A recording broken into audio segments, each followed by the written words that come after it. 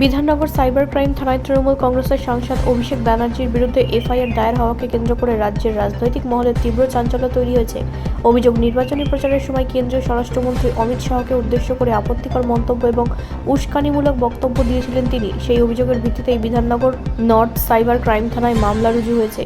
Police সূত্রে জানা গিয়েছে, অভিযোগে বলা হয়েছে যে অভিষেক বন্দ্যোপাধ্যায়ের কিছু বক্তব্য সোশ্যাল মিডিয়ায় ব্যাপকভাবে ছড়িয়ে পড়ে এবং তা নির্বাচনী পরিবেশে উত্তেজনা বাড়াতে পারে। এফআইআরে আরও দাবি করা হয়েছে যে তার কিছু মন্তব্য জনশৃঙ্খলা ভঙ্গের আশঙ্কা তৈরি করেছে। বর্তমানে পুলিশ ডিজিটাল প্রমাণ, ভিডিও ক্লিপ এবং সাক্ষ্য সংগ্রহ করে তদন্ত শুরু করেছে, যদিও এখনও পর্যন্ত কোনো গ্রেফতারি হয়নি।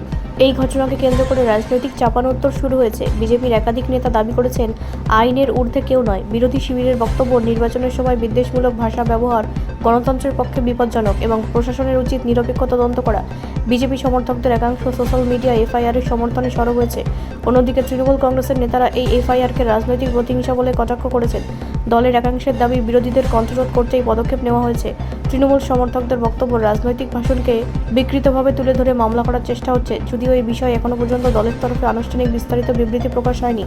সাধারণ মানুষের প্রতিক্রিয়াও মিশ্র। একাংশ মনে করছেন রাজনৈতিক নেতাদের বক্তব্যে সংযম থাকা উচিত এবং জনসমক্ষে ব্যক্তিগত আক্রমণ এড়ানো দরকার। আবার অন্য অংশের মতে, নির্বাচনের আবহে রাজনৈতিক ভাষণ নিয়ে অতিরিক্ত পুলিশি পদক্ষেপ গণতান্ত্রিক পরিবেশকে প্রভাবিত করতে পারে। এই ঘটনাকে ঘিরে আগামী দিনে রাজ্যের রাজনীতিতে আরও উত্তাপ বাড়বে বলে মনে করছে রাজনৈতিক মহল।